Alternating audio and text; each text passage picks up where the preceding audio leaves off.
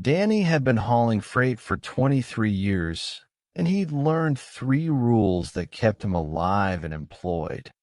Never ask what's in a sealed trailer, never open a sealed trailer, and never, ever transport anything that makes noise from the inside. So when the dispatcher at Midnight Express called him at 2 a.m. with a rush job, sealed container, no manifest, pickup in Baltimore, delivery to a warehouse outside of Phoenix, Danny should have hung up. The pay was too good, 5 times his usual rate, and the client was paying in cash up front. What's the catch? Danny asked, already knowing he'd take the job. His ex-wife's alimony payments were bleeding him dry, and his daughter's college tuition was due in 2 weeks. No catch. Just don't open the container and don't stop for more than fuel and food. They want it there in 60 hours. The container was waiting in a nondescript warehouse in a part of Baltimore that maps seemed to forget existed. No company name on the building, no signage, just an address spray painted in fading white numbers on a rust-streaked wall. The loading dock was manned by 3 men who didn't speak and wouldn't make eye contact. They wore coveralls without names or company logos, and their movements were precise, mechanical, like they performed this exact routine 1,000 times. The container itself was unremarkable, standard 40-foot shipping box, steel gray, with a series of numbers stenciled on the side that hurt to look at directly. Something about the sequence made his eyes water and his head throb. But it was the silence that bothered him most. Not just quiet, complete, absolute silence, as if the container absorbed sound rather than containing it. Danny's rig groaned under the weight as they loaded it, the trailer's suspension compressing more than it should have for standard cargo. When he asked about the load weight, one of the loaders finally spoke, his voice like gravel in a cement mixer, lighter than it looks. The first day of driving was routine. Interstate 70 west through Maryland, Pennsylvania, Ohio.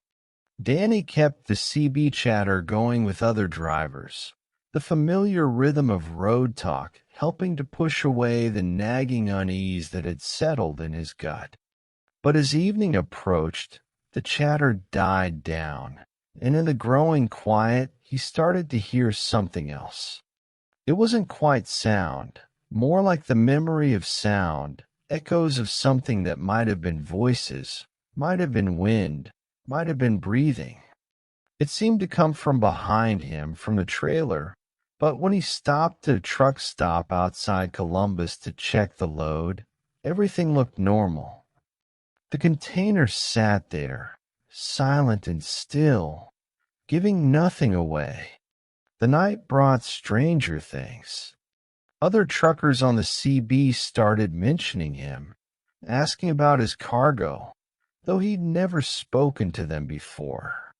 Hey, driver with a gray box, you might want to pull over and check your load. Looks like something's shifting back there.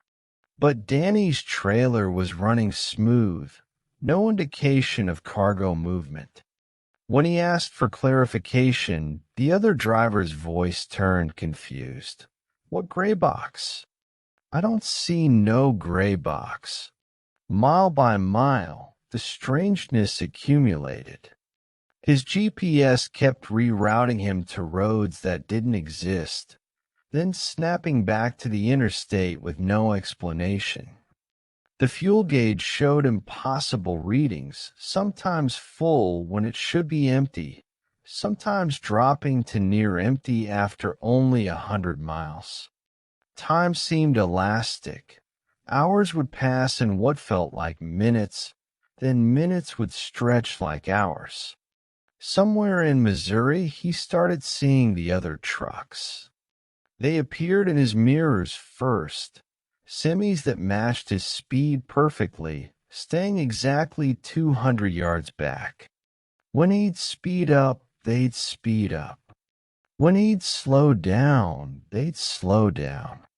But when he'd try to get a better look, they'd be gone, leaving only empty highway in his mirrors.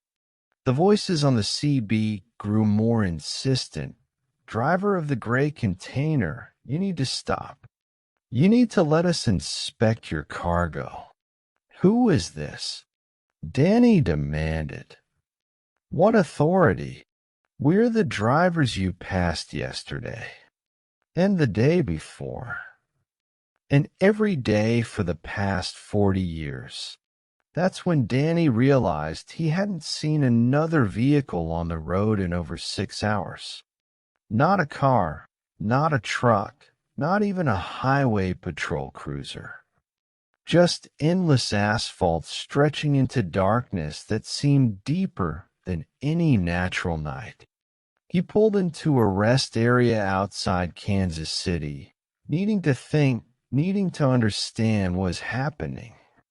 The parking lot was empty except for a single truck at the far end, an ancient Peterbilt that looked like it hadn't moved in decades. Danny approached it cautiously. The driver was still in the cab, had been for a very long time. His hands were wrapped around the steering wheel, dried to leather and bone, his eye sockets empty but somehow still watching. A logbook lay open on the seat beside him, filled with entries in a spidery handwriting.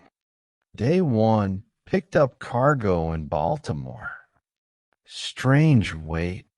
Day 15, haven't seen another car in days. Radio only picks up other drivers with the same cargo. Day 43, tried to open container. Door wouldn't budge. Something inside knows I tried. Day 78, realized I haven't stopped for fuel in a week. Gauge still shows half full. Day 156, saw myself in the mirror. I'm not driving anymore. I'm being driven. The final entry was dated 43 years ago. Danny ran back to his rig, hands shaking as he tried to start the engine. It turned over immediately, purring with mechanical contentment, as if it had been waiting for him. The container behind him remained silent, but now he could feel its presence like a weight pressing down on his soul. He tried to radio for help, but the CB only picked up the voices of other drivers, all hauling gray containers, all trapped on the same endless route, all slowly becoming part of whatever network had claimed them. Some had been driving for decades, their voices growing fainter and more distant with each passing year until they became just whispers in the static. The highway stretched ahead, and Danny drove because stopping wasn't an option anymore. The container's weight had become part of him. Its silence had become his silence, and its destination had become his only possible future. Somewhere behind him, another truck was pulling out of a Baltimore warehouse, the driver counting the money he'd been paid, not yet realizing that some cargo was never meant to be delivered, only carried, forever and ever, down highways that existed between the spaces of the real world, transporting something that grew stronger with each mile, each driver, each soul that became part of its mobile prison. The night roads had rules of their own, and rule number 1 was simple. Once you accept the gray container, it accepts you in return. 3 rules every trucker learns. Never pick up hitchhikers, never stop on dark back roads, and never trust anyone who weighs you down in the middle of nowhere. Marcus had followed these rules religiously for 18 years of over-the-road hauling, until the night he broke all 3. The rain had been falling for 6 hours straight, turning I-75 through Kentucky into a hydroplaning nightmare. Marcus was running behind schedule, hauling a load of electronics from Detroit to Atlanta when the storm hit with biblical intensity. Lightning split the sky like broken glass, and the wind buffeted his rig with enough force to make him fight the wheel constantly. That's when he saw her.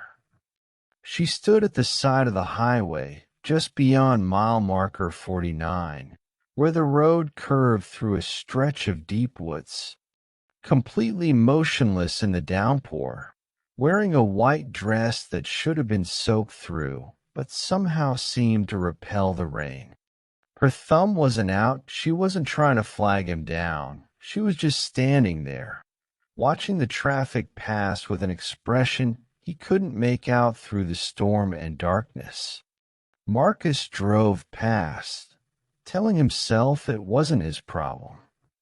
But something made him check his mirrors, and she was still there, growing smaller in the distance but never taking her eyes off his truck. A quarter-mile down the road, his conscience got the better of him. Nobody should be out in weather like this. He pulled onto the shoulder and backed up slowly, hazards flashing. Through his passenger window, he could see her more clearly now. She was young, maybe 25, with dark hair that hung straight and dry despite the storm. Her dress was pristine white, old-fashioned, like something from a different era.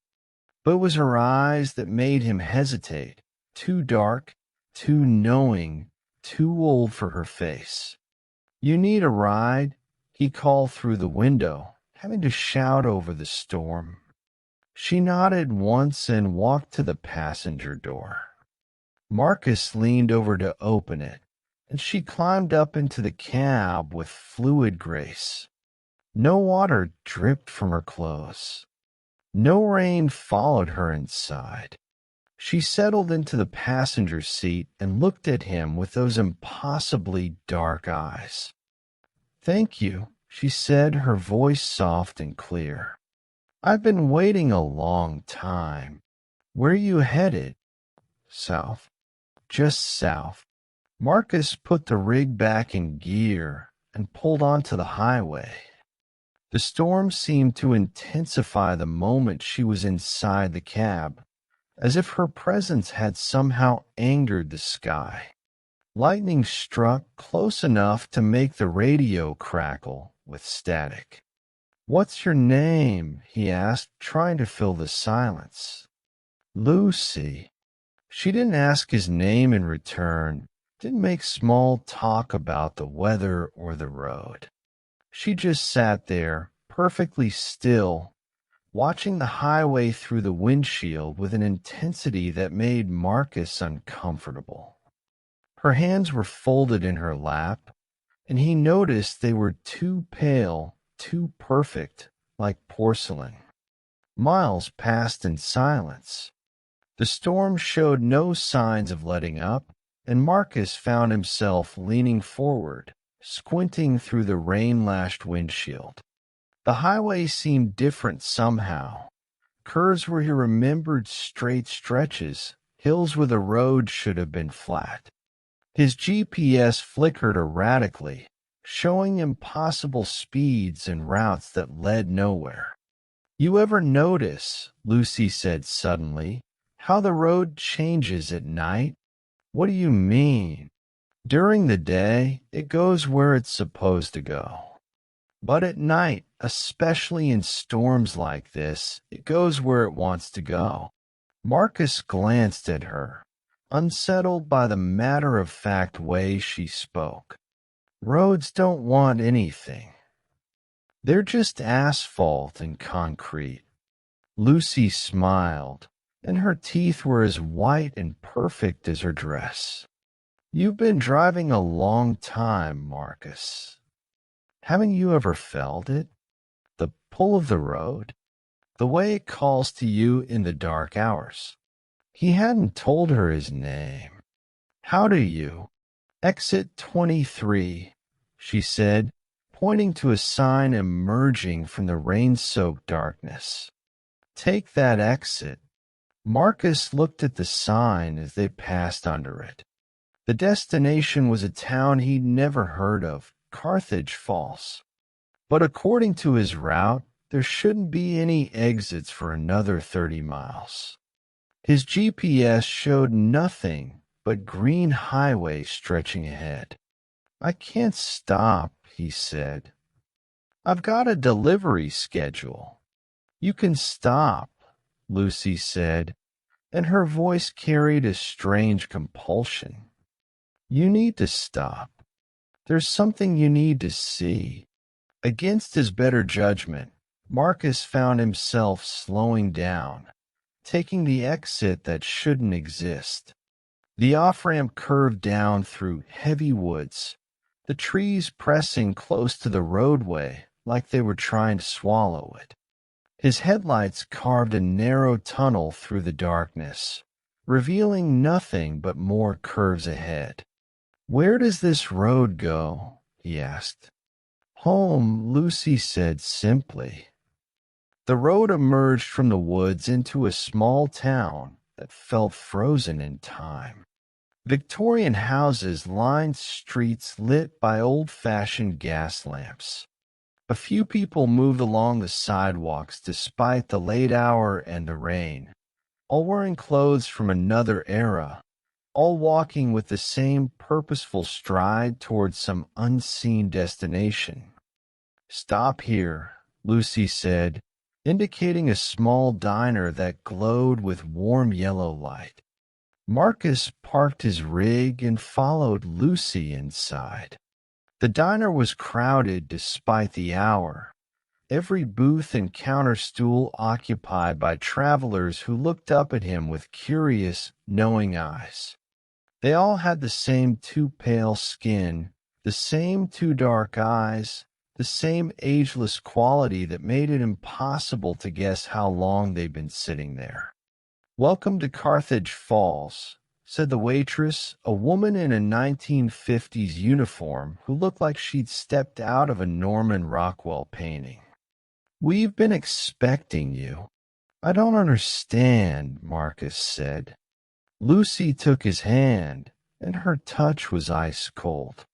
Everyone passes through Carthage Falls eventually. Every driver who's ever felt the pull of the road, the need to keep moving no matter what. We're all here, Marcus. All the ones who couldn't stop driving. Around the diner, Marcus began to recognize faces, drivers he'd known over the years who'd simply disappeared. Jim Patterson, who'd vanished on a run to Florida in 2003. Sarah Chin, who'd taken a load to California and never arrived.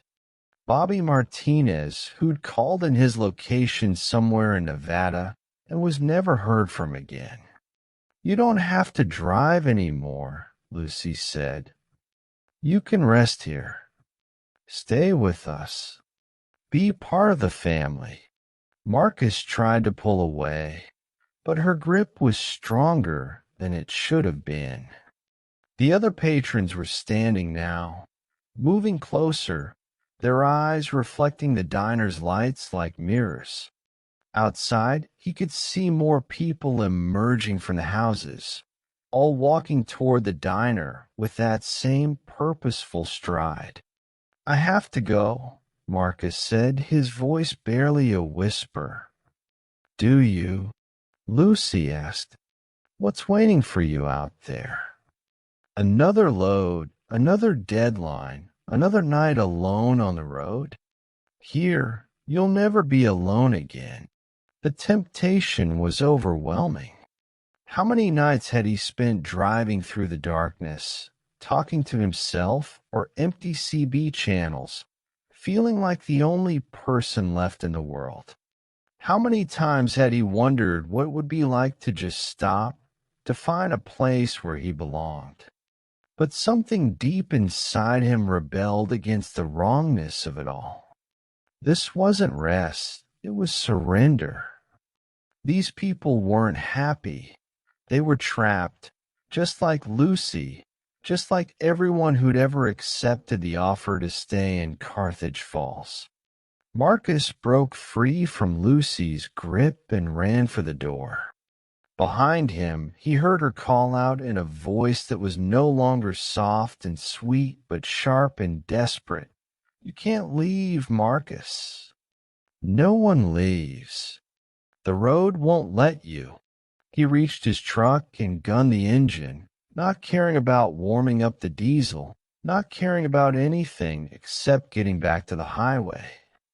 In his mirrors, he could see the entire town following him, hundreds of figures in outdated clothes, all walking with that same relentless stride, their eyes glowing in his taillights. The on-ramp back to I-75 was harder to find than it should have been, as if the road itself was trying to confuse him, trying to force him back to the town. But Marcus kept driving, following his instincts more than his eyes, until finally he saw the familiar green signs of the interstate. The storm was clearing as he merged back onto a 75. In his rearview mirror, there was no sign of the exit to Carthage Falls, no indication that the town had ever existed. But on his passenger seat, he found a small white flower, the kind that might have been worn in a young woman's hair at a dance long ago, in a time when gas lamps lit the streets and people dressed like they were going to church, even just to walk to the corner store. Marcus drove south through the clearing night, his hand shaking on the wheel. He never picked up another hitchhiker, never took another unmarked exit, and never again trusted anyone who stood too still in the rain, watching the highway with eyes that had seen too much and wanted too much in return.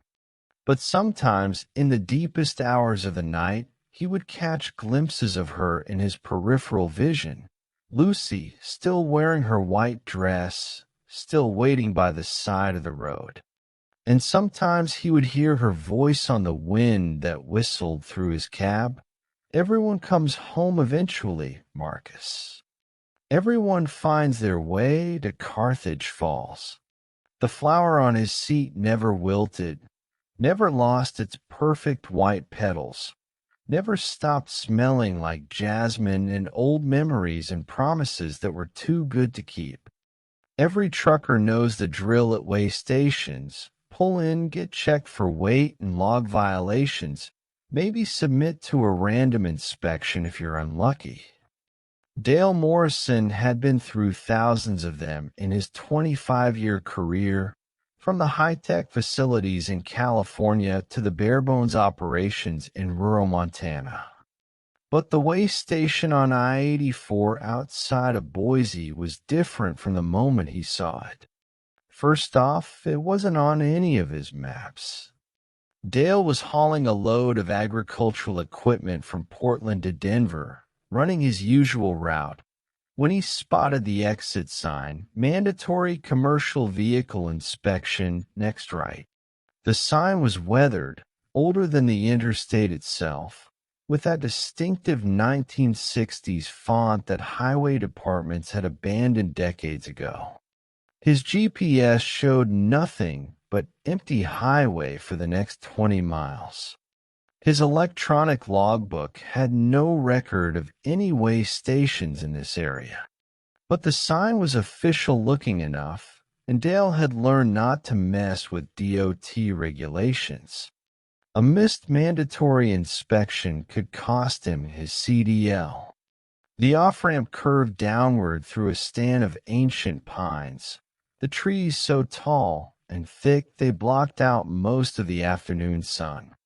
At the bottom of the curve sat a complex that looked like it had been built in the Eisenhower era and forgotten by time. Low concrete buildings with small windows, an analog scale system that belonged in a museum, and a single attendant standing beside a clipboard that looked older than Dale himself. The attendant was a thin man in his 60s, wearing a DOT uniform that was perfectly pressed but decades out of date. His name tag read Inspector Williams, and his eyes held the peculiar intensity of someone who took his job very, very seriously. "Welcome to Station 19, Williams said as Dale climbed down from his cab. "Please pull forward onto the scale." Dale noticed there were no other trucks around, despite it being peak travel time on a major interstate. The facility had 6 bays, but only one was operational. The others were chained off, their scales cracked and overgrown with weeds. "Quiet day?" Dale asked. "Every day's quiet here," Williams replied. "That's how we like it. Gives us time to do thorough inspections." The scale beneath Dale's truck was the old-fashioned kind, mechanical, with actual weights and balances visible through a glass case. As Williams took his readings, Dale noticed the numbers didn't seem to correspond to anything logical. His loaded weight should have been around 78,000 pounds, but the scale read 63,847 pounds, then 91,023 pounds, then 45,665 pounds, the numbers shifting without any reason. "Interesting load you're carrying," Williams said, making notes on his ancient clipboard. "Farm equipment. Tractors and combines. That what your manifest says?" Dale handed over his paperwork. Williams studied it with the intensity of a scholar examining ancient texts, occasionally making small humming sounds of disapproval or concern. "There seems to be a discrepancy," Williams said finally. "What kind of discrepancy?" "Your paperwork says farm equipment, but the scale says something else entirely." Williams led Dale to the back of his trailer. The doors were still sealed with the shipper's locks, exactly as they should be. But Williams produced a set of keys that shouldn't have existed, keys that perfectly matched the shipper's locks. DOT Regulation 397.67, Williams said in response to Dale's questioning look. "We have master keys for all shipping seals. Routine inspection procedure." Dale was pretty sure no such regulation existed, but Williams was already opening the trailer doors. Inside were the pieces of farm equipment exactly as they should be: a red combine harvester, 2 green tractors, various plows and tillers, all properly secured with chains and straps. But Williams was shaking his head as if seeing something entirely different. "Dangerous cargo," he muttered, making more notes. "Very dangerous. You'll need to fill out additional forms." "What dangerous cargo?" "It's just farm equipment." Williams looked at him with an expression of profound pity. "Son, I've been inspecting trucks at this station for 43 years. I know dangerous cargo when I see it." He led Dale into the main building, a cramped office filled with filing cabinets that looked like they'd been there since the station opened. The walls were covered with certificates and commendations, all dated from the 1960s and 70s. A coffee pot percolated on a hot plate, filling the air with the smell of overboiled caffeine. "Sit down," Williams said, gesturing to a metal folding chair. "We need to talk about your cargo." Dale sat, growing more uncomfortable by the minute. Something was fundamentally wrong with this place, but he couldn't put his finger on what. The building felt larger inside than it should have been, with corridors leading off in directions that didn't match the exterior architecture. Strange sounds echoed from somewhere deeper in the complex, metallic clanging, like heavy machinery operating, though he'd seen no signs of activity outside. "Your cargo," Williams said, settling behind a desk that was covered with forms and clipboards and rubber stamps, "is classified as hazardous materials under Section 177.800 of the Federal Motor Carrier Safety Regulations." "That's impossible. I've got the safety data sheets right here. Nothing hazardous about tractors and combines." Williams stamped a form with violent enthusiasm. "Tractors and combines," he repeated, as if the words were foreign to him. "Is that what you think you're carrying?" The stamping sound echoed strangely in the small office, seeming to come from multiple directions at once. Dale realized he could no longer hear any traffic from the interstate, though they were only a few hundred yards from a major highway. The silence was complete, oppressive, like being buried alive. "What do you think I'm carrying?" Dale asked. Williams leaned forward, his eyes taking on an unsettling gleam. "Dreams," he said quietly. "Broken dreams. Failed hopes. The weight of all the things that never worked out the way they were supposed to." Dale started to stand, but Williams gestured for him to remain seated. "Every truck that comes through here is carrying the same thing, whether the driver knows it or not. That's why the scales never read the same twice. How do you weigh disappointment? How do you measure the load of a life that took all the wrong turns?" "I need to go," Dale said, standing despite Williams' gesture. "I've got a delivery schedule." "Delivery schedule," Williams repeated, chuckling. "Son, nobody leaves Station 19 until they've been properly processed. That's always been the rule." Dale walked toward the door, but the corridor beyond seemed to stretch impossibly long, lined with identical doors that hadn't been there when he'd entered. Behind each door, he could hear the sound of stamping, as if dozens of inspectors were processing dozens of drivers, all at the same time. "Where do you think you're going?" Williams called after him. "Back to my truck." "Your truck's been impounded pending investigation. Standard procedure for hazardous cargo violations." Dale ran down the corridor, trying door after door, but they were all locked.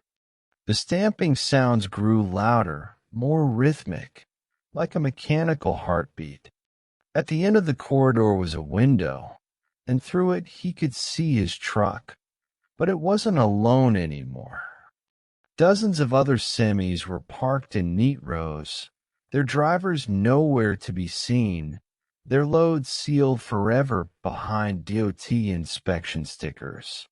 Some of the trucks looked like they'd been there for years, their tires flat, their chrome pitted with rust. Others were pristine, as if they'd just arrived. All of them bore the same yellow inspection tag, "Hazardous cargo permanently detained."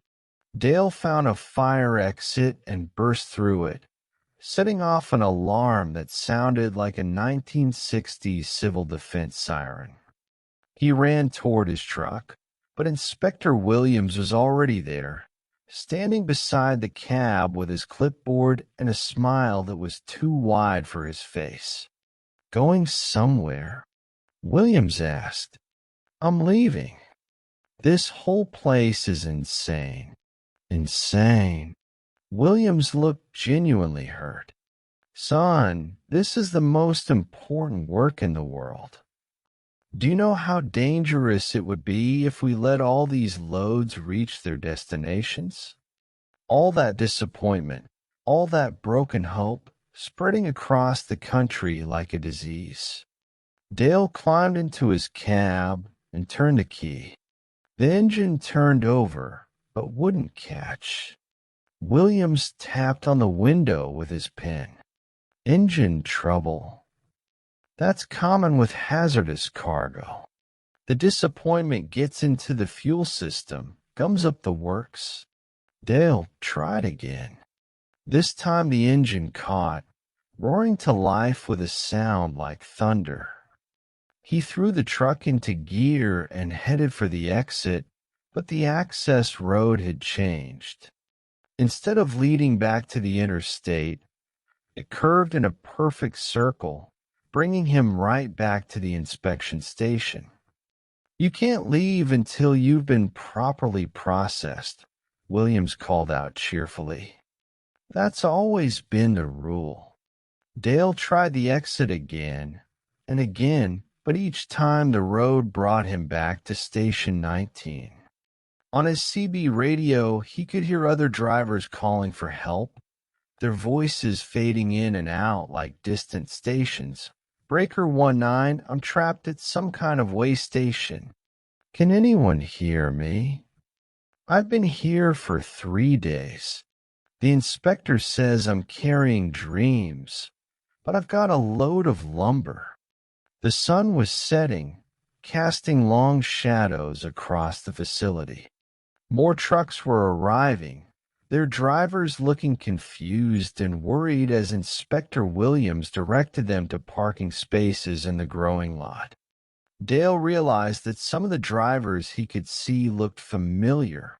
Faces from truck stops and diners, drivers who'd vanished from the road over the years, presumed to have quit or retired or simply moved on. Now he knew where they'd gone. As darkness fell, Dale made one more attempt to escape. This time, instead of following the road, he drove straight across the open ground toward where he thought the interstate should be. His headlights carved through the darkness, revealing nothing but endless pine forest in every direction. Behind him, Station 19 glowed with warm yellow light, looking almost welcoming in the darkness. Inspector Williams stood in the doorway, clipboard in hand, waiting patiently for Dale to give up and come back for processing. The fuel gauge read empty, though he'd started the day with a full tank. The disappointment was getting into everything now. Just like Williams had said, Dale pulled to a stop and sat in his cab, listening to the voices on the CB radio. Dozens of drivers, maybe hundreds, all trapped in their own versions of Station 19, all carrying loads they'd never deliver, all processed and cataloged and permanently detained. In the distance, he could see Williams walking toward him, taking his time, knowing there was nowhere left to run. The inspector carried a yellow tag in his hand, pre-filled out and ready to attach to another truck that would never leave, carrying cargo that was too dangerous to ever reach its destination.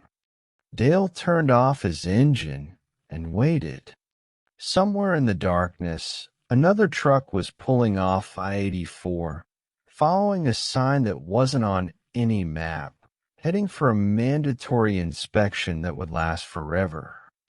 Danny's fuel gauge hit the red zone at the worst possible time, 2:30 a.m. on a moonless night, in the middle of nowhere, Nevada, hauling a load of refrigerated goods that couldn't afford any delays.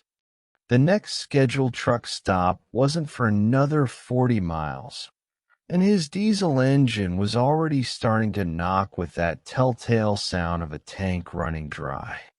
That's when he saw the sign, Pete's Fuel and Food, next right, 24 hours.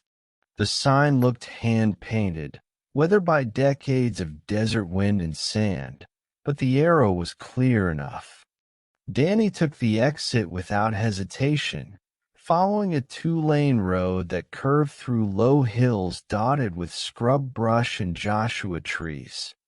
After 3 miles of rough asphalt, he crested a rise and saw the truck stop spread out below him like an oasis of light in the dark desert. Pete's fuel and food looked like it had been built in the 1950s and lovingly maintained ever since.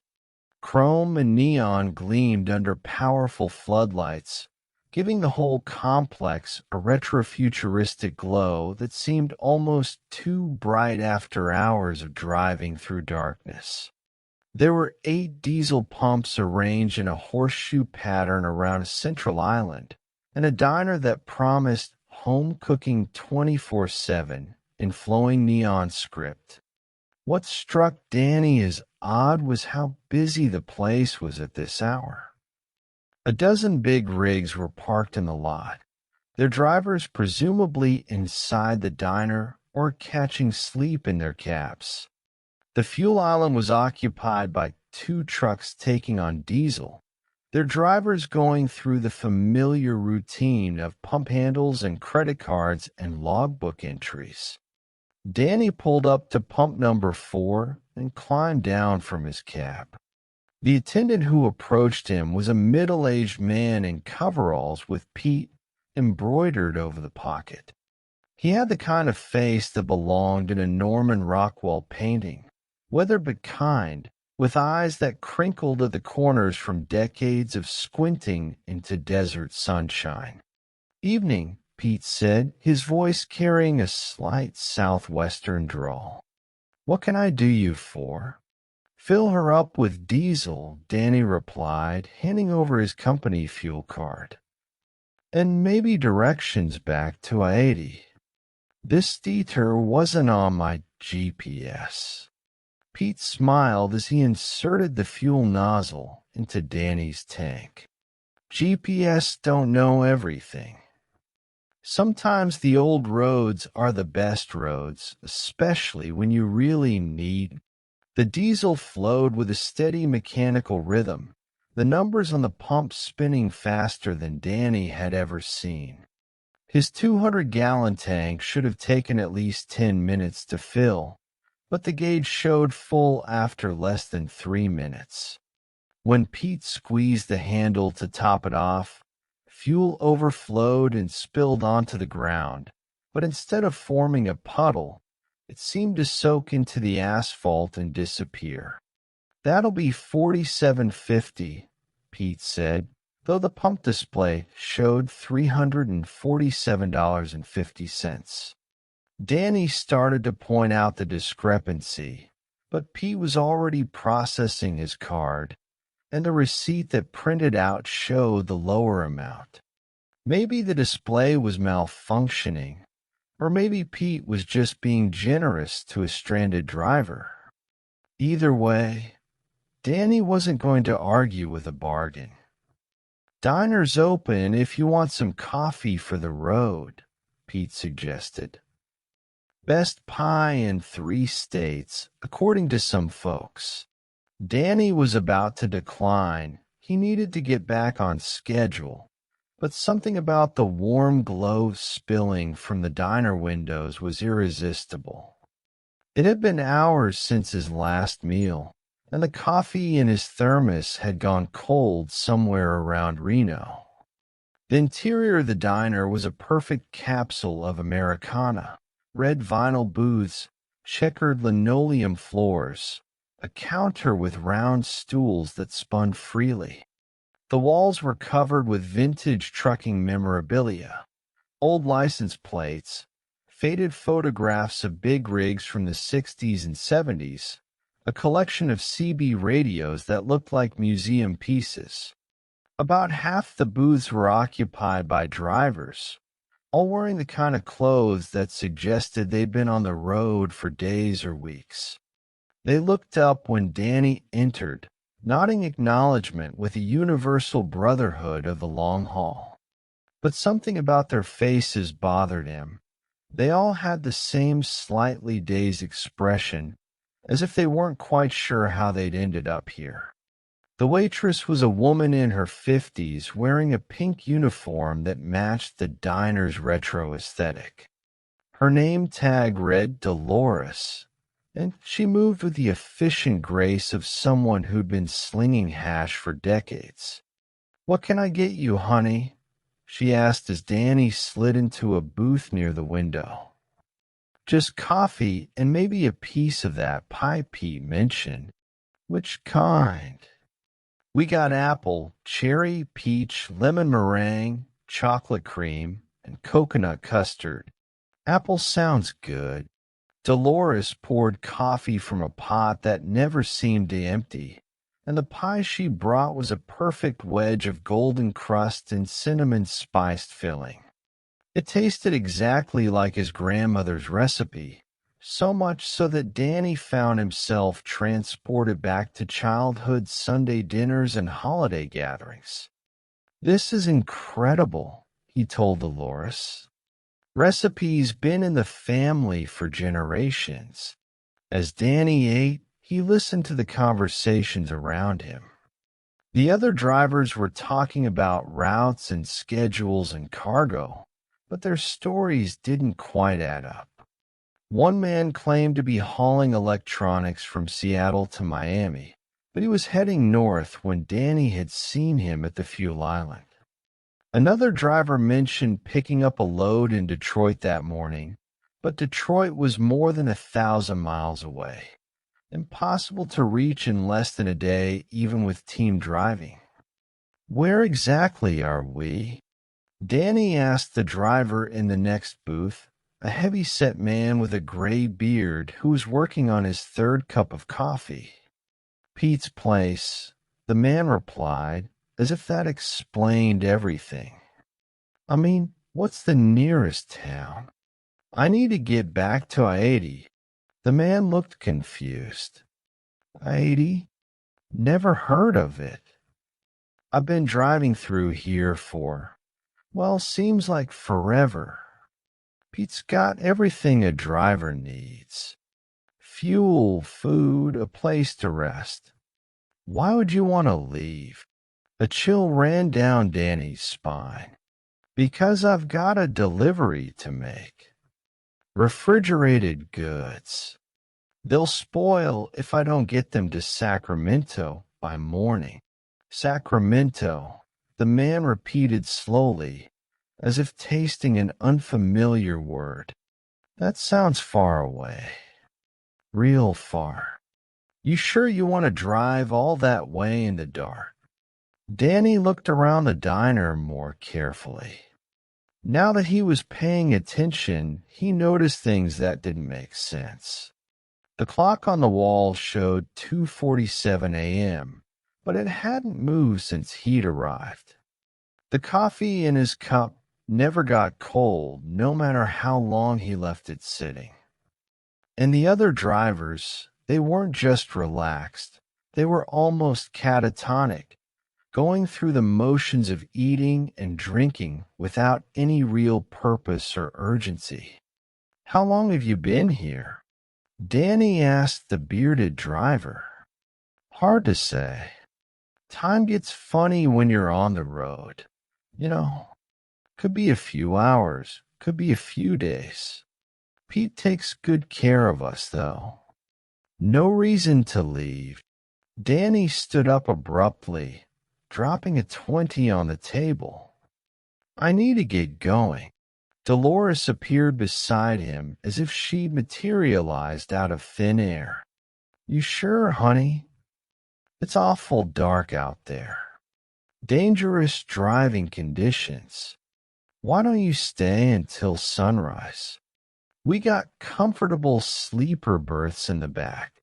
"Thanks, but I really need to go."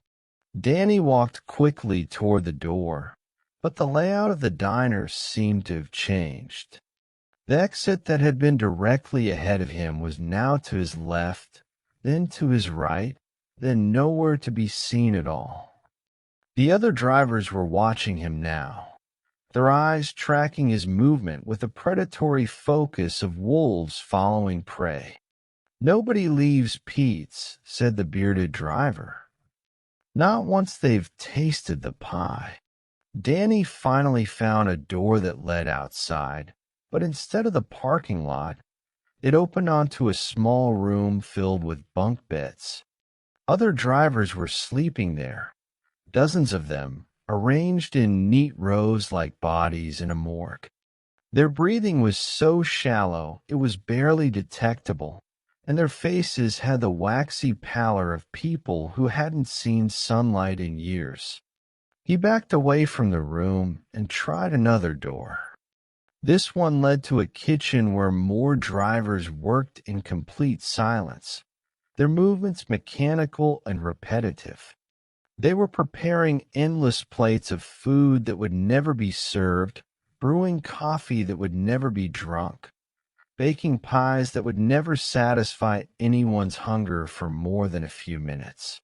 Looking for something, Pete asked, appearing behind Danny with that same friendly smile. The exit. I need to get back to my truck. Your truck's right outside, safe and sound. Topped off with fuel, ready for the road. But why rush? You just got here. Haven't even finished your pie. Danny pushed past Pete and ran toward what he hoped was the real exit. Behind him, he could hear Dolores calling out in a voice that was no longer sweet and maternal, but sharp with annoyance. You can't leave without paying your bill, honey. Nobody leaves without paying what they owe. The door he found led back to the main dining room, where all the drivers were now standing, blocking his path to the entrance. Their eyes were completely black, like holes punched in their faces, and their mouths moved in unison, though no sound emerged. Danny grabbed a chair and smashed it through the window beside his booth. Glass showered down as he climbed through, cutting his hands and arms, but he barely felt the pain. His truck was exactly where he'd left it, keys still in the ignition, engine running smoothly. He threw the rig into gear and floored the accelerator, tires spinning on the asphalt as he raced toward the exit road. In his mirrors, he could see Pete and Dolores and all the drivers standing in the parking lot, watching him leave with expressions of infinite patience, as if they knew he'd be back. The road away from Pete seemed longer than the road in, stretching through mile after mile of empty desert. Danny's fuel gauge, which had read full when he left the truck stop, was now showing nearly empty again. But he kept driving, pushing the engine as hard as he dared, until finally he saw the familiar green signs of 80 appearing in his headlights. The interstate felt like returning to reality after a vivid dream. Normal traffic, normal mile markers, normal truck stops with normal prices and normal attendants who didn't know his grandmother's pie recipe by heart. Danny made his delivery to Sacramento with hours to spare, but he never forgot Pete's fuel and food. Sometimes on long night runs through empty country, he would see the sign again. Pete's fuel and food next right 24 hours. The arrow always pointed toward a road that led away from wherever he needed to go. And sometimes, when his fuel gauge was getting dangerously low and the next truck stop was just a few miles too far away, Danny would feel the temptation to take that exit, to pull into that bright oasis in the desert darkness. The pie really had been incredible, and Dolores had been right about one thing. It was dangerous driving in the dark, especially when you were running on empty. But Danny always drove past the sign, even if it meant coasting into the next truck stop on fumes. Because he'd learned that some places offered everything you thought you wanted, but the price they charged was everything you actually were. And somewhere in the Nevada desert, Pete's fuel and food waited for the next driver who needed fuel just a little too badly to ask questions about signs that didn't appear on any map, leading to places that existed in the spaces between where you were and where you thought you were going. Rick Saunders had been driving solo for 3 years, ever since his partner Jake died in a jackknife accident outside Amarillo. He'd grown used to the solitude, the long hours of highway hypnosis broken only by CB chatter and truck stop conversations. But on a night he encountered the convoy, Rick discovered that some kinds of loneliness were worse than others. It started with a transmission on Channel 19, clearer than any signal he'd heard in months. Breaker 19, this is convoy leader looking for drivers heading west on I-40. Anyone interested in some company for the long haul? Rick was pushing through Oklahoma toward a delivery in Flagstaff, running 2 hours behind schedule thanks to a blown tire outside Oklahoma City. The offer of convoy protection was tempting, fuel savings from drafting, shared route information, and the psychological comfort of traveling with other drivers. "This is Lone Wolf," Rick responded, using the handle Jake had given him years ago. "I'm westbound on I-40, mile marker 287. "What's your position, convoy leader?" "About 10 miles behind you, closing fast. We got 12 trucks in formation, room for one more. You interested in joining up?" Rick checked his mirrors. The highway behind him was empty except for a distant glow that might have been headlights. "What's the destination?" West came to reply. "Always west. We've been running this route for, well, time gets funny on the long haul. You know how it is. Every trucker knew the phenomenon.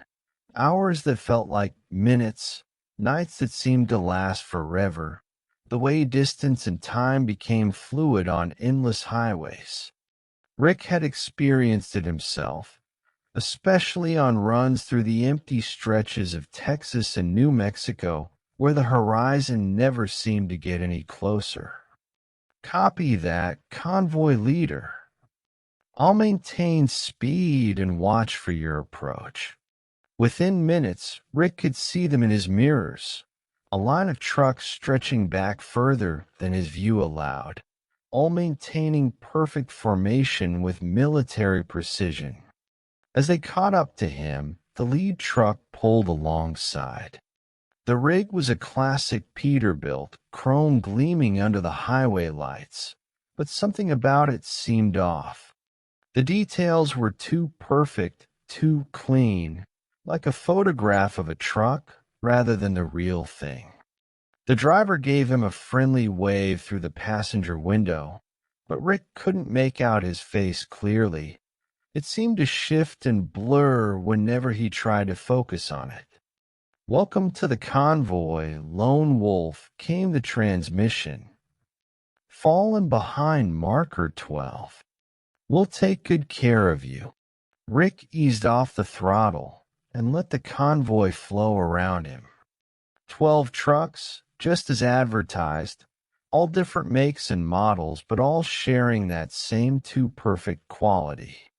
Kenworths, Freightliners, Peterbilts, Max, a rolling museum of American trucking, each one maintained in showroom condition. The fuel savings were immediate and dramatic. Tucked into the convoy's slipstream, Rick's engine barely had to work to maintain highway speed. His MPG gauge showed numbers he'd never seen before, as if the laws of physics were being bent in the convoy's favor. "How long you boys been running together?" Rick asked over the CB. "Long time," came a voice from somewhere in the formation. "Real long time. Some of us been at this since the old days, back when trucking meant something. Back when drivers were drivers," added another voice. "Before all the regulations and electronic logs and corporate bullshit," said a third. Rick found himself nodding in agreement.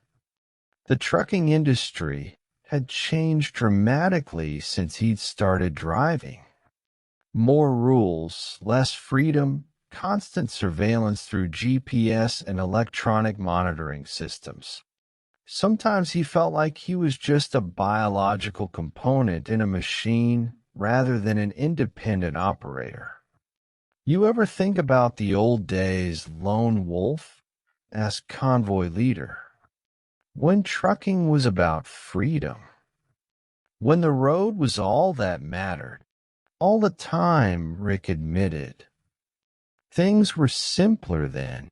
They can be simple again. That's what the convoy's about, getting back to basics.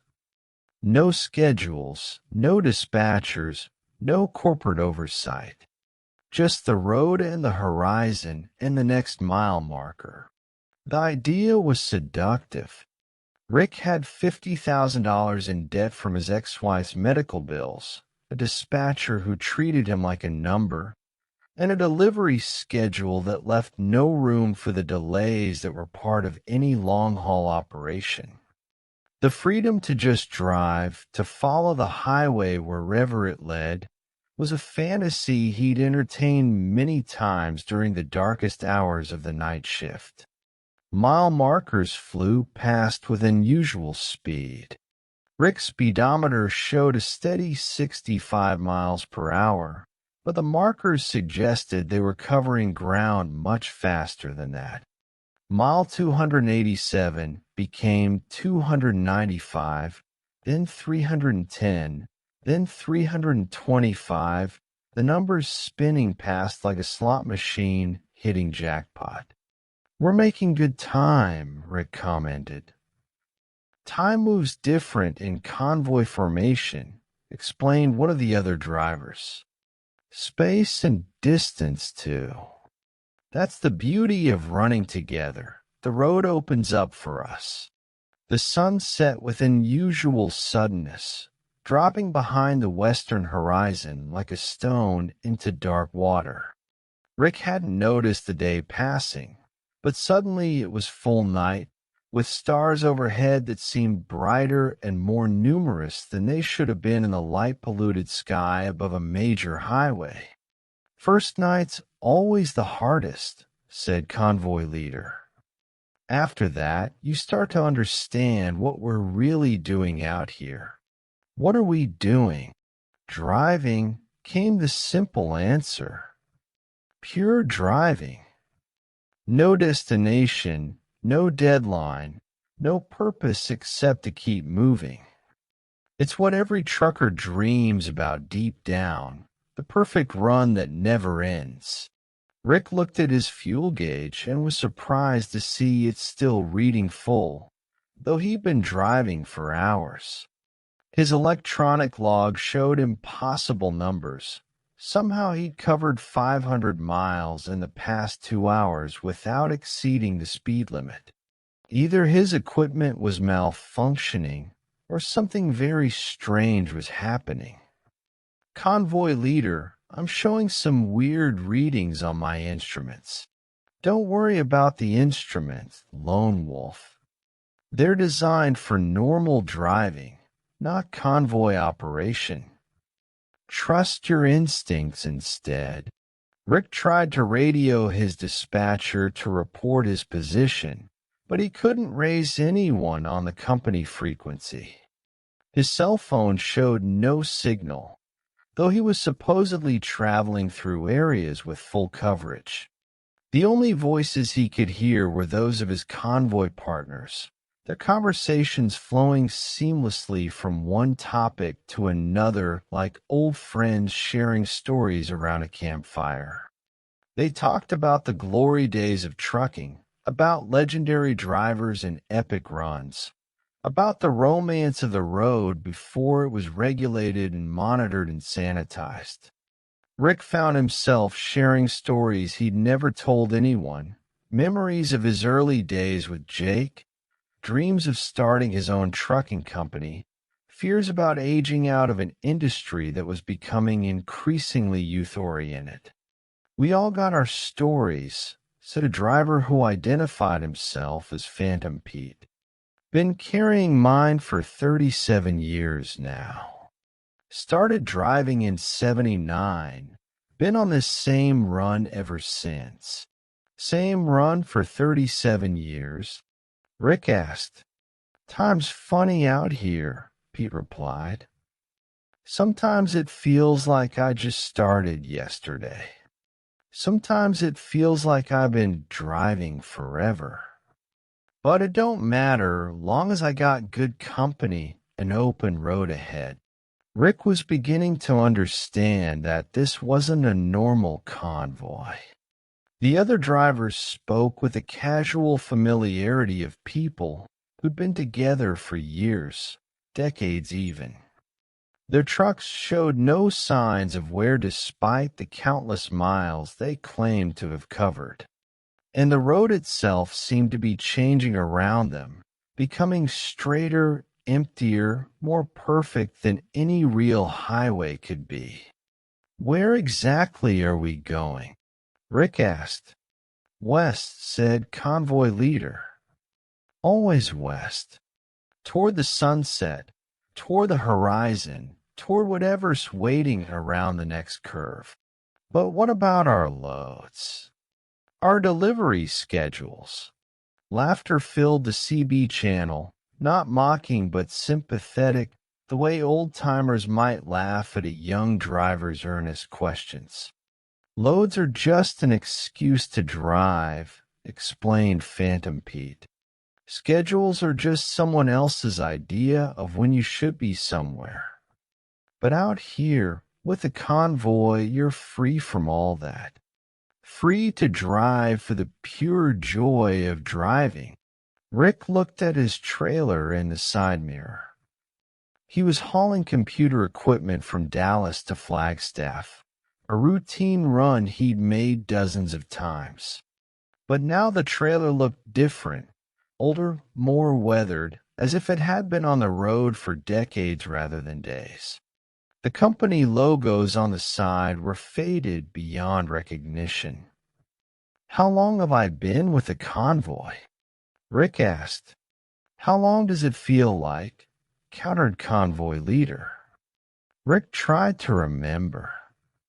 It felt like hours, but also like minutes, but also like years. He could recall joining the formation, the conversation about freedom and the old days, the gradual realization that this wasn't an ordinary trucking operation. But when had that been? This morning? Last week? Last year? His logbook showed entries in his own handwriting, documenting runs he didn't remember making, deliveries to cities he'd never heard of, conversations with dispatchers whose names meant nothing to him. According to the log, he'd been driving continuously for 3 months, covering impossible distances, hauling cargo that changed from load to load without explanation. I need to call home, Rick said suddenly. My girlfriend will be worried. What girlfriend? Asked Phantom P gently. Rick tried to remember her name, her face, the sound of her voice. But the details slipped away like smoke, leaving only the vague impression that there had been someone once who'd cared whether he came home or stayed on the road forever. The convoy takes care of its own, said convoy leader. We're your family now. We're all the family you need. The highway stretched ahead into infinity, perfectly straight, perfectly empty except the convoy itself. The mile markers had stopped making sense. Rick saw numbers in the thousands, then letters instead of numbers, then symbols that might have been mile markers or might have been something else entirely. I want to leave, Rick said, surprised by the sound of his own voice. I want to exit the convoy. No exits out here, replied convoy leader. Haven't been exits for a long time. Just the road and the convoy and the endless miles ahead. Rick tried to change lanes to break formation, but his steering wheel wouldn't respond to his commands. The truck maintained its position in the convoy as if controlled by some external force. His brakes wouldn't engage, his throttle wouldn't decrease, his turn signals wouldn't activate. "Don't fight it, lone wolf," advised another driver. "Fighting just makes it harder. Accept the road, accept the convoy, accept the freedom you always wanted but were afraid to take." "This isn't freedom," Rick protested. "This is a prison." "Same thing sometimes," said Phantom Pete. "Depends on how you look at it." The stars overhead began to move, wheeling in slow circles like a time-lapse photograph of the night sky. The convoy drove through landscapes that changed without warning, desert to mountains to plains to forest, all under the same eternal night sky with its spinning constellations. Rick realized that the other drivers weren't just longtime partners. They were prisoners like himself, truckers who'd been drawn into the convoy over the years and decades, all seeking the freedom of the open road and finding instead an endless journey with no destination except the journey itself. But as the miles rolled past and the conversation continued, Rick began to find a strange peace in his situation. There were no deadlines here, no angry dispatchers, no financial pressures, no ex-wives demanding alimony. Just the pure experience of driving, the hypnotic rhythm of rubber on asphalt, the camaraderie of other drivers who understood the call of the road. Maybe this was freedom after all. Maybe the convoy had given him exactly what he'd always wanted but had been too afraid to admit: the chance to drive forever, without responsibility or consequence, into horizons that promised nothing but more road ahead. "Welcome to the family, Lone Wolf," said convoy leader as dawn broke over a landscape that belonged to no atlas, revealing a highway that existed on no map, stretching toward destinations that could never be reached because the journey was a destination, and the convoy was home, and the road went on forever into the beautiful, terrible infinity of the American night. Somewhere behind them, another trucker was hearing a voice on Channel 19, asking if anyone wanted company for the long haul. The convoy was always recruiting, always growing, adding one more soul to the eternal formation of drivers who discovered that the only way to be truly free was to never stop moving, never stop driving, never stop chasing the horizon that always stayed just 1 mile marker ahead. The static crackled through Jake's CB radio at exactly 3:17 a.m., same as it had for the past 6 nights. He'd been running this route between Denver and Salt Lake City for 15 years, knew every mile marker, every truck stop, every diner that served decent coffee. But this sound, this wasn't normal static. "Breaker 19, this is Phantom Rider. You got your ears on?" Jake's hands tightened on the steering wheel. The voice was hollow, distant, like it was coming from the bottom of a well. He'd heard it before, always around the same stretch of 80, always in the dead hours when the highway belonged to the night shift truckers and the lost souls who couldn't sleep. "This is Big Jake come back," he responded, though every instinct told him not to. "Big Jake, you seen the lights yet?" The question sent ice through his veins. He had seen lights, strange, dancing orbs that seemed to follow his rig for miles at a time, always staying just at the edge of his peripheral vision. When he'd try to focus on them directly, they'd vanish, leaving him questioning his own sanity. "What lights you talking about, Phantom Rider?" Silence stretched for long seconds, filled only with the drone of his diesel engine and the whisper of wind against his cap. Then softer now, almost intimate. The ones that have been following you since Cheyenne. The ones that want to show you something. Jake's rearview mirror caught his attention. 3 pale orbs hung in the darkness behind his trailer, pulsing with an organic rhythm like breathing. They'd been there for 2 hours now, maintaining perfect distance no matter how he adjusted his speed. "Where are you running to, Phantom Rider?" Jake asked, trying to keep his voice steady. "Same place as you, Big Jake. Same place we all running to eventually." The radio died with a sharp pop, leaving Jake alone with the hypnotic thrum of rubber on asphalt.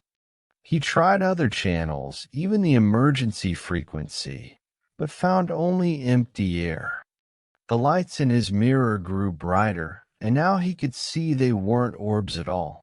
They were headlights, but wrong somehow, too high off the ground, too pale, casting shadows that moved independently of any source. Mile marker 237 passed in a blur. Jake knew this road like his own heartbeat, but something was different now. The familiar landmark seemed shifted, as if the highway itself had been stretched and twisted while he wasn't paying attention. The exit for Pine Creek, where he always stopped for fuel, should have appeared 5 miles ago, but the roadside remained an unbroken wall of darkness. His fuel gauge read 3/4 full, though he distinctly remembered being close to empty when the lights first appeared. The dashboard clock blinked erratically, cycling through times that made no sense. 3:17, 11:45, 9:23, back to 3:17. Breaker 19. Anyone got their ears on? Jake called into the dead radio. "We're all here, Big Jake." The voice wasn't coming from the CB anymore. It was everywhere, seeming to emanate from the cab walls themselves. "Been waiting for you to join the convoy." Through his windshield, Jake saw them, a line of trucks stretching endlessly ahead, their taillights creating a river of red in the darkness. Ancient Peterbilts, Kenworth, Max, some so old he didn't recognize the models. They moved in perfect formation, maintaining identical speed, their exhaust stacks silent as graves. "This ain't right," Jake muttered, but his hands wouldn't obey his command to slow down or change lanes. The rig continued forward as if driven by its own will. "It's the most right thing there is," came the voice. "The only thing that matters. Keep on trucking, Big Jake. Keep on trucking forever." One by one, the lights behind him began to merge with his own rig, not connecting physically, but blending somehow, becoming part of the same impossible vehicle. Jake felt his consciousness expanding, becoming aware of other drivers, dozens of them, maybe hundreds, all trapped in the same eternal convoy. There was Billy from Arkansas, who'd been driving this route since 1987 until his heart gave out somewhere near mile marker 219. Sarah from Oregon, whose rig had jackknifed in a blizzard in 98. Tommy, who'd fallen asleep at the wheel and never woke up. All of them still driving, still running their routes, still chasing horizons they'd never reach. "Welcome to the night shift, Big Jake," said Phantom Rider, and now Jake could see him in the cab beside him, a figure made of static and moonlight, wearing a trucker's cap that cast shadows where his face should be. "We got a schedule to keep, and eternity's a long haul." Jake tried to scream, but only found the voice of his CB radio emerging from his throat. "Breaker 19, this is Big Jake. You got your ears on?" Somewhere behind him, another truck was slowing down, The driver's eyes fixed on three strange lights in his rearview mirror, hearing a voice on the radio asking if he'd seen the lights yet. The convoy was always recruiting, always growing, adding one more soul to the eternal night shift. The highway stretched on forever, and Jake drove into the darkness, his rig now glowing with the same pale light that had once followed him. In the distance, dawn threatened the horizon but never came, held at bay by the collective will of the phantom convoy. His last coherent thought before joining the static was a prayer that somewhere, somehow, another driver would find a way to exit the highway before mile marker 237, before 3:17 a.m., before the radio crackled to life with a voice asking about lights in the darkness. But the road was hungry, and the night shift never ended. Tommy Hendricks had been staring at the same mile marker for the past hour, and it was starting to make him question his sanity. Mile marker 247 on I-40 through New Mexico. He passed it, driven 5 miles further west, then passed it again. And again. And again. The first time, he'd figured he'd misread the number. The second time, he'd blamed fatigue. He'd been driving for 11 hours straight, hauling a load of furniture from Memphis to Phoenix. But the fifth time he passed mile marker 247, Tommy pulled his rig onto the shoulder and tried to make sense of what was happening. His GPS showed him moving forward normally, covering distance a steady 65 miles per hour. His odometer was turning over. His fuel gauge was dropping at the expected rate. But according to the mile markers, he was trapped in the same 5-mile stretch of highway, passing the same landmarks over and over. The abandoned gas station with the faded Sinclair sign, the cluster of 3 billboards advertising a casino that had closed in 1987, the overpass where someone had spray-painted "Welcome to Nowhere" in letters 3 feet tall. Tommy keyed his CB radio. "Breaker 19, this is Desert Rat. Anybody out there got their ears on?" Static answered him, but underneath the white noise, he could hear something else, a voice faint and distorted, repeating the same words over and over. Mile marker 247. Mile marker 247. Mile marker 247. "Hello?" Tommy called into the radio. "Who is this? Where are you?" The voice grew clearer, though still wrapped in static. "Same place as you, Desert Rat. Same place as all of us. Welcome to the Mirror Road." Tommy looked around. The desert stretched endlessly in all directions, broken only by scattered Joshua trees and distant mesas that shimmered in the heat. Nothing moved except the occasional dust devil spinning lazily across the hardpan. No other vehicles were visible, though he should have been seeing regular traffic on this major cross-country route. "What's the Mirror Road?" he asked. "It's what happens when you drive too long, think too hard, want too much to be somewhere else. The road starts reflecting your mind back at you, showing you the same thoughts, the same fears, the same stretch of nowhere over and over again." Tommy put the rig back in gear and continued west, watching his speedometer carefully. The mile markers confirmed what he already knew, 247, then nothing for what should have been 5 miles, then 247 again. The abandoned gas station appeared on his right, exactly as it had before. Same faded paint, same broken windows, same rusted pump handles hanging like dead snakes. But this time he noticed something different. A figure stood beside the building, partially hidden in shadow.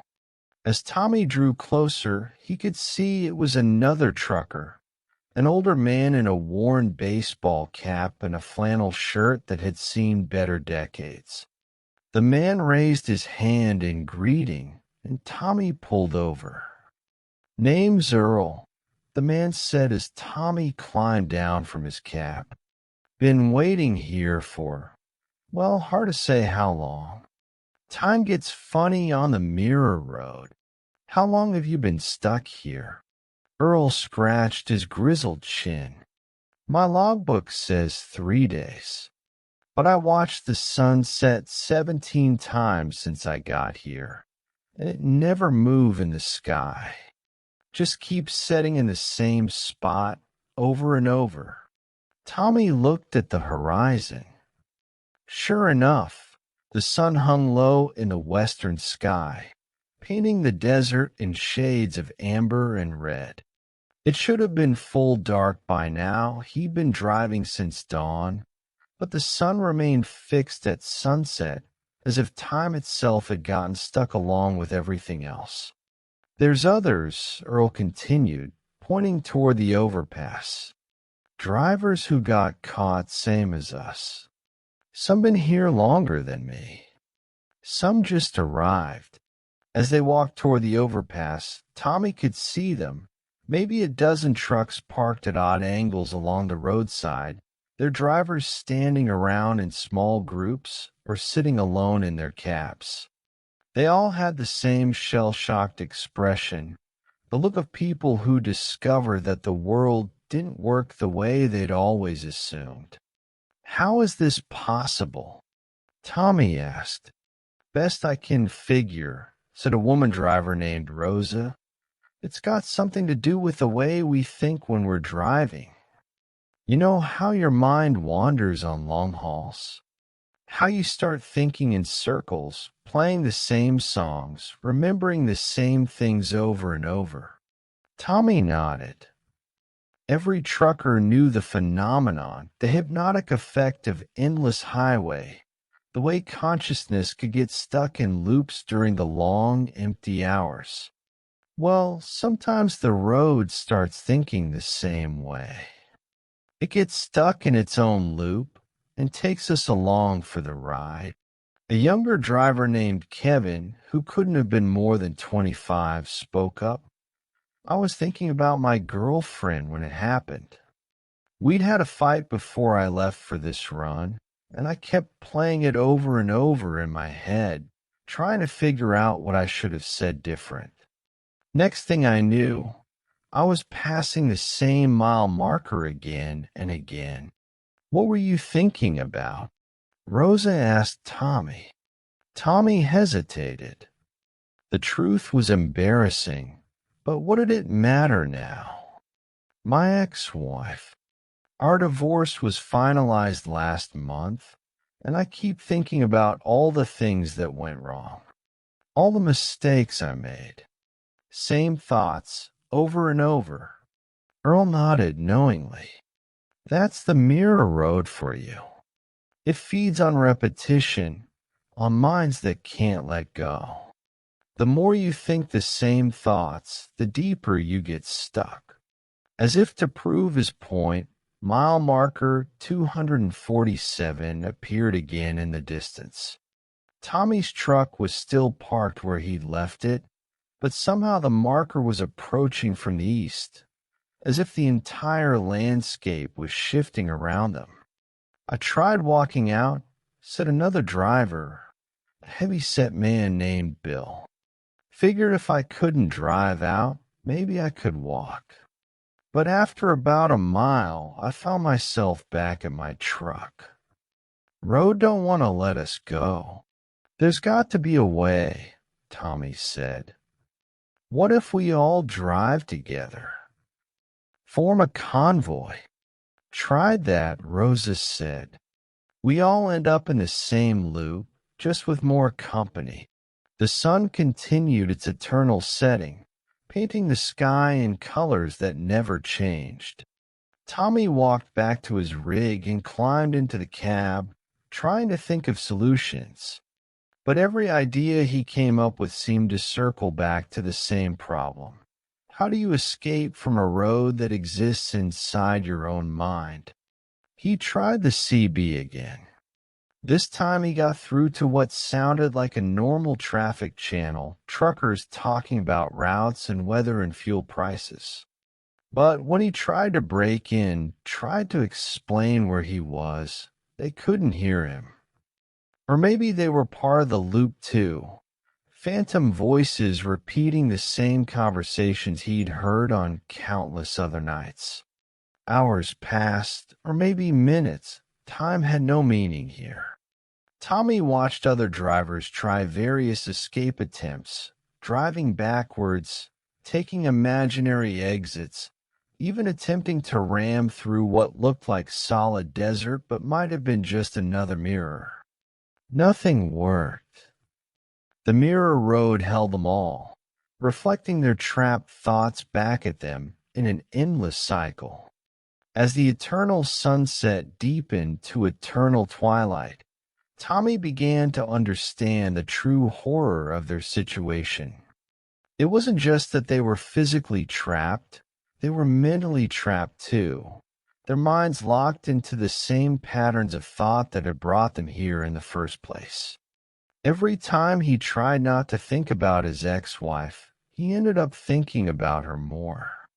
Every attempt to break free just reinforced the mental loop that was keeping him prisoner.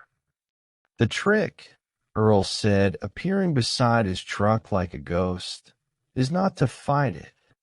Fighting just makes it stronger. You got to let your mind go completely blank. Stop thinking altogether. How do you stop thinking? That's the million-dollar question, ain't it? Tommy tried meditation techniques he'd learned years ago, tried focusing on his breathing, tried counting his heartbeats. But thoughts kept creeping in, worries about his delivery schedule, fears about losing his job, memories of happier times when his marriage was still intact. Each thought pulled him deeper into the loop. That's when he noticed something odd. One of the other trucks, a blue Peterbilt that belonged to a quiet driver named Sam, was flickering slightly, like a bad television signal. Sam himself was sitting perfectly still in his cab, his eyes closed, his face completely peaceful. Sam figured it out about an hour ago, Rosa said, following Tommy's gaze. He said the secret was to stop wanting to escape. Stop wanting anything at all. Just accept being here, being now, being nowhere. As they watched, Sam's truck grew more translucent, and the mile marker beyond it began to change. Instead of 247, it now read 248. Then 249. The loop was breaking, at least for Sam. How do you stop wanting to escape when all you want is to escape? Tommy asked. That's the paradox, Earl replied. Want to leave, and you stay forever. Stop wanting to leave, and maybe you can go. Tommy climbed back into his cab and closed his eyes. He tried to empty his mind of all desire, all fear, all regret. It was like trying to hold water in his hands. The harder he grasped for emptiness, the more thoughts slipped through his mental fingers. But gradually, as the eternal twilight deepened around him, Tommy began to find a kind of peace.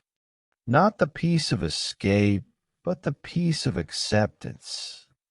Maybe he would be trapped here forever. Maybe this was just where he belonged now. Maybe the mirror road wasn't a prison but a teacher, showing him that happiness couldn't be found in getting somewhere else. It had to be found right here, right now, even in the middle of nowhere. The moment he truly accepted his fate, the moment he stopped wanting to be anywhere, but exactly where he was, Tommy felt his truck shudder. Through his windshield, he saw mile marker 247 begin to fade. Beyond it, mile marker 248 was solidifying like a photograph developing. The mirror road was letting him go. Tommy started his engine and drove forward, not toward his destination in Phoenix, but simply forward into whatever came next. In his rearview mirror, he could see the other drivers still trapped in their loop, still fighting the very thoughts that bound them there. He picked up his CB and transmitted one last message. To anyone stuck on the mirror road, stop trying to escape. Stop wanting anything at all. The road only holds you as long as you're holding on to something else. Mile marker 249 passed by his window, then 250, then 251. The normal world was returning, with its normal traffic and normal problems and normal destinations. But Tommy drove more carefully now, more mindfully, knowing that the road was always watching, always ready to reflect back whatever was in his mind.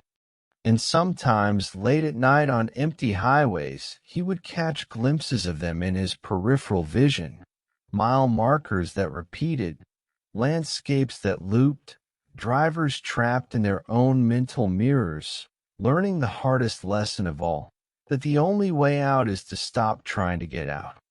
The road goes on forever, but sometimes forever is exactly where you need to be.